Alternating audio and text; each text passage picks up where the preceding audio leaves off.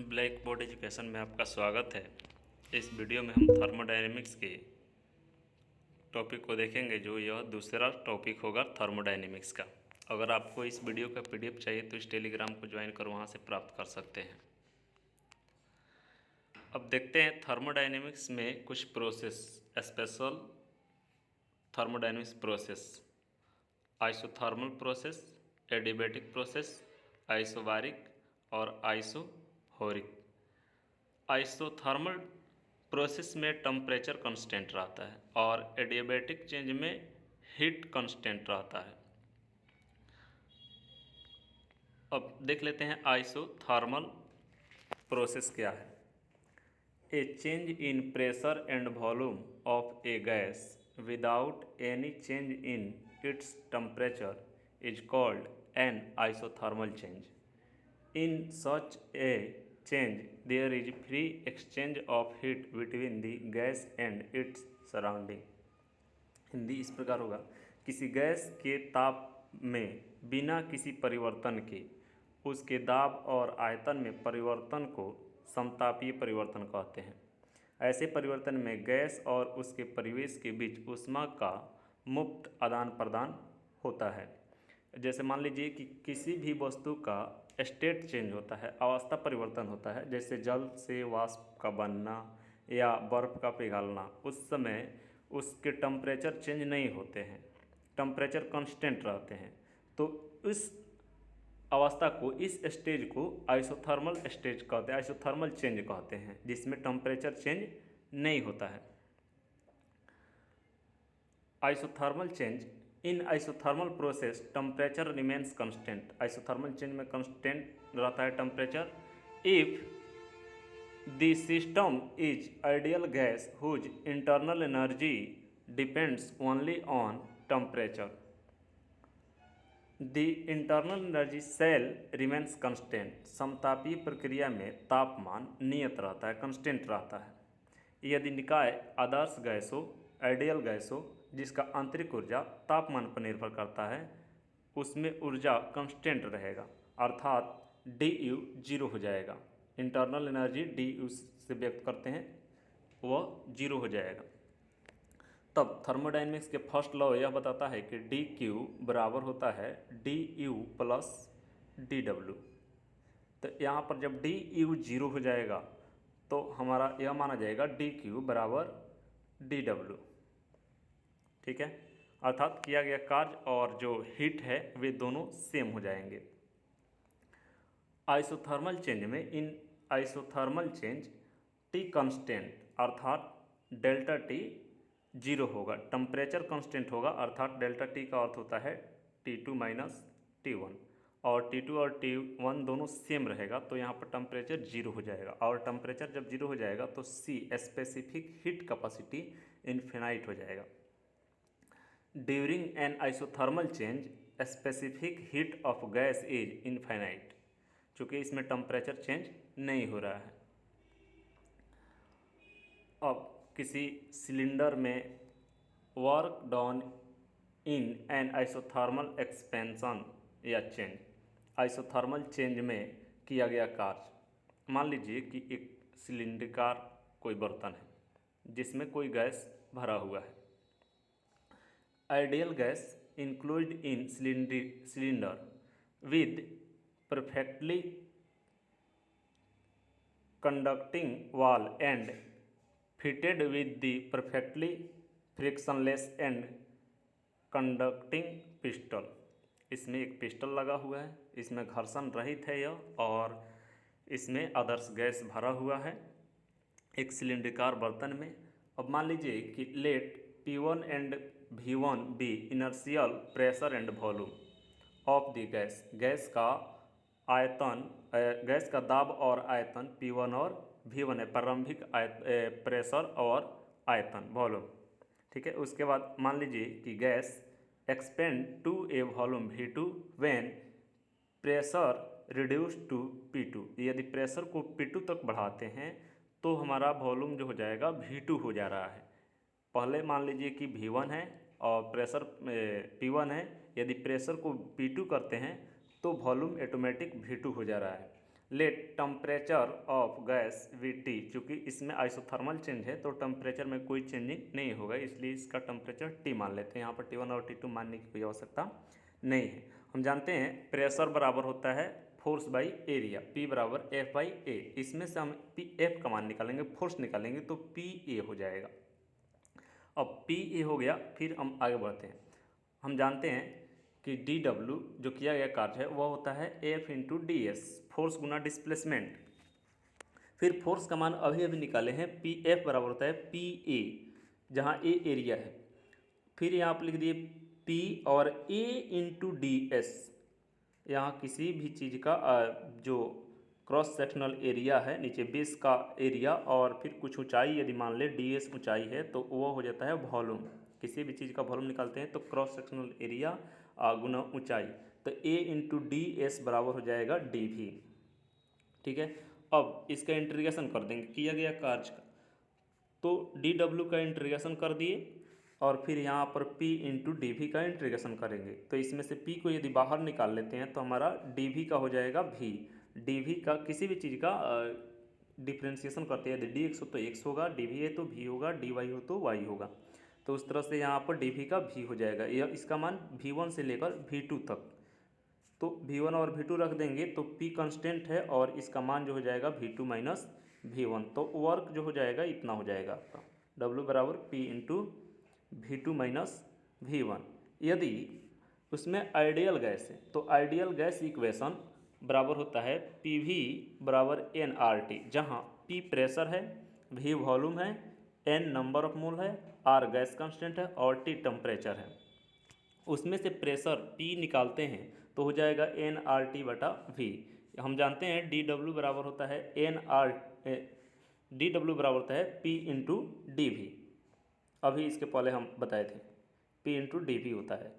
अब यहाँ पर P का मान जब रखेंगे तो nRT बटा V इंटू DV, इसमें से nRT को बाहर कर देंगे चूँकि यह V के सापेक्ष इंटीग्रेशन होगा, तो V को अंदर रख लेते हैं। इसका इंटीग्रेशन जब करेंगे तो हो जाएगा 1/V और DV का इंटीग्रेशन होता है log E V, यदि x हो तो x रहेगा, तो nRT log E V और फिर V1 से लेकर V2 तक उसका मान पुट करेंगे, तो मान पुट करेंगे तो nRT log E V2, पहले V2 रखते हैं उसके बाद V1, ऊपर वाला ऊपर का मान रखते हैं पहले, उसके बाद लोअर लिमिट का मान रखते हैं।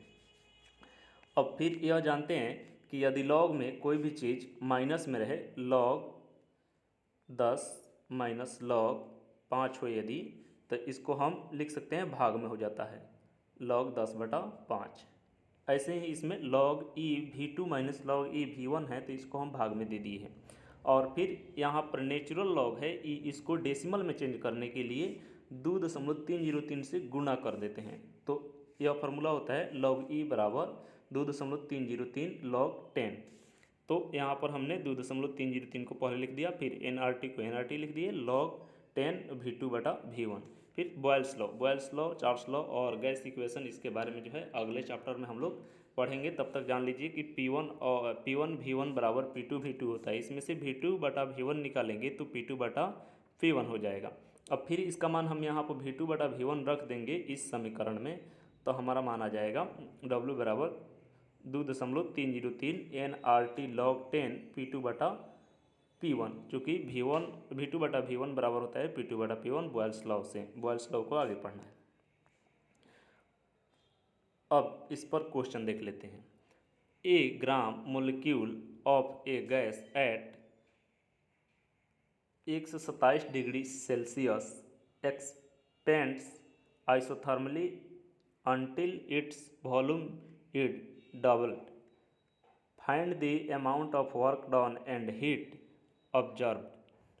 127 डिग्री सेल्सियस पर गैस का 1 ग्राम अणु समतापीय रूप से तब तक फैलता है जब तक कि उसका आयतन दुगुना ना हो जाए। फिर उस पर किए गए कार्य और अवशोषित ऊर्जा की मात्रा ज्ञात करें।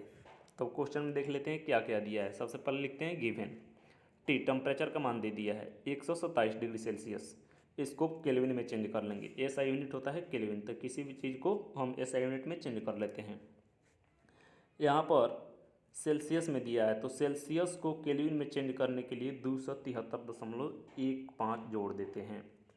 तो सेल्सियस 127 है, तो 273 जोड़ देते हैं, 1.5 को हटा देते हैं, लगभग मान है।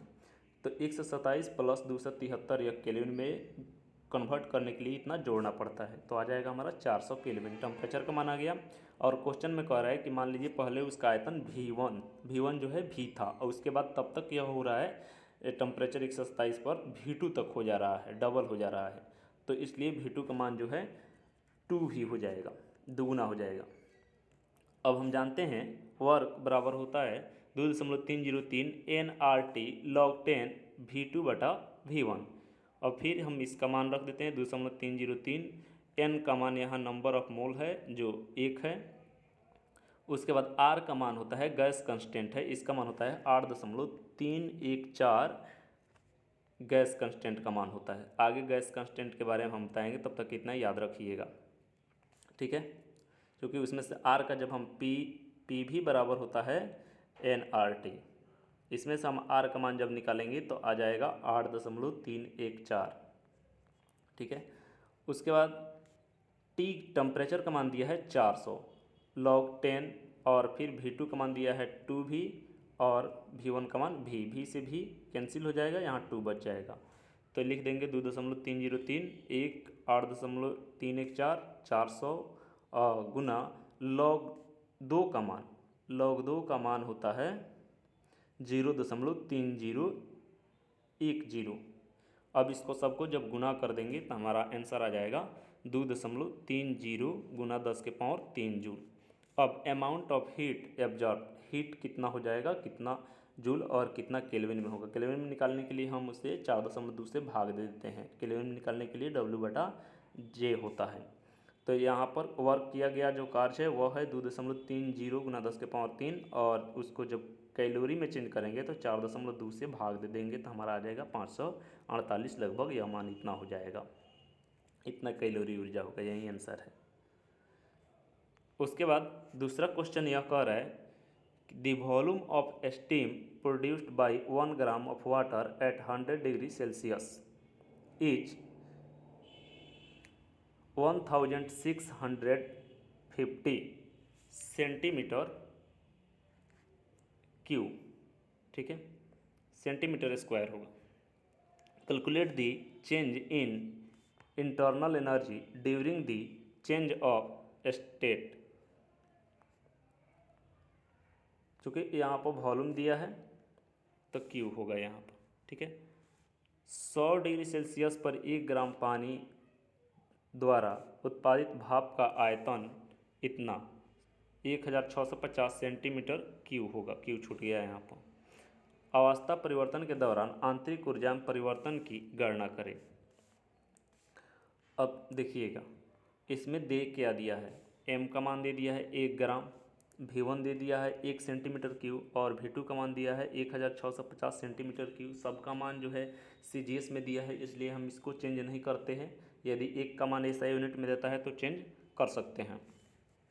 अब देखिए, आप जानते हैं कि किसी भी वस्तु को स्टेट जब चेंज होता है, वाटर या आइस, तो उसके लिए फार्मूला होता है dQ बराबर ml। यदि हीट के कारण स्टेट चेंज होता है तो लेटेंट हीट के द्वारा हम जानते हैं Q बराबर होता है ml। तो यहाँ पर dQ का मान निकाल लेंगे तो हो जाएगा ml। m का मान दे दिया है 1, लेकिन L का मान जो है लेटेंट हीट वाटर के लिए कितना होता है तो 540 कैलोरी होता है। कैलोरी में 540 मान होता है, आगे हम आपको बता देंगे। फिर इसको हम लोग अर्ग में चेंज करते हैं, तो एक अर्ग में 1 कैलोरी में 1 जूल बराबर होता है 4.2 कैलोरी, ठीक है। तब इसको हम चेंज कर दिए हैं अर्ग में, तो 4.2 गुना 10⁻7, चूँकि 10⁻7 से भी गुना करेंगे क्योंकि यहाँ पर जूल का मात्रक जो होता है वह 10⁻7 अर्ग बराबर होता है 1 जूल। तो कन्वर्ट कर दिए हम लोग अर्ग में, और उसके बाद 540 यहाँ पर आया है कैलोरी, कैलोरी को भी गुना कर दिए, कैलोरी यहाँ पर जूल को जो है कैलोरी में चेंज कर दिए, तो हमारा मान आ जाएगा 22.68 गुना 10⁻9 अर्ग, ठीक है। कन्वर्ट करने वाला सिस्टम सभी यूनिट एंड डायमेंशन चैप्टर में आपको बता दिया गया है। फिर एक एटमॉस्फेरिक प्रेशर, तो यहाँ पर चूँकि ये सीजीएस में दे रहा है इसलिए सीजीएस में लिख दिए हैं। डाइन पर सेंटीमीटर स्क्वायर होता है 76 गुना 13.4 तो डी डब्ल्यू हो जाएगा आपका पी इंटू डी वी, हम जानते हैं पहले से। तो P into V two minus V one, तो पी का मान इतना है एटमॉस्फेरिक प्रेशर और वी टू का मान इतना दे दिया है और वी वन जो है पहले से 1 है या, तो इसको घटाकर जब लिखेंगे तो गुना कर देंगे, हो जाएगा हमारा 1.67 गुना 10⁹ वर्ग। अब हम जानते हैं फर्स्ट लॉ ऑफ थर्मोडाइनेमिक्स से डी क्यू बराबर D you plus D W, तो इसमें से डी यू का जब मान निकालेंगे तो D Q minus D W, यहाँ डी क्यू का मान जो है पता है 22.68 गुना 10⁹ और फिर डी डब्ल्यू का मान भी मालूम है 1.67 गुना 10⁹ 10⁹ कॉमन ले लेंगे और इसको घटा देंगे तो हो जाएगा 21.01 गुना 10⁹ वर्ग। अब कुछ देख लीजिएगा कंसेप्ट यहाँ पर आपको बताया है कि लेटेंट हीट, दो चीज़ वाटर और आइस के लिए, तो जूल पर केल्विन में हम बता दिए थे कि 2256 गुना 10⁻³ होता है, जबकि कैलोरी में इसका मान 540 होता है और फिर जो है आइस के लिए 80 होता है लेटेंट हीट कैलोरी में, और जूल पर केजी में हो जाएगा 336 गुना 10⁻³ और एटमॉस्फेरिक प्रेशर का जो मान होता है वह डाइन पर सेंटीमीटर स्क्वायर में हो जाएगा 76 गुना 13.6 गुना 981, और जबकि एसआई यूनिट में हो जाएगा आपको 10 13 25 1.01325 गुना 10⁻5 न्यूटन पर मीटर स्क्वायर या पास्कल, न्यूटन पर मीटर स्क्वायर या पास्कल, न्यूटन पर मीटर स्क्वायर को पास्कल कहते हैं। ठीक है, थैंक यू। इसके बाद हम लोग एडियाबैटिक चेंज को कल पढ़ेंगे।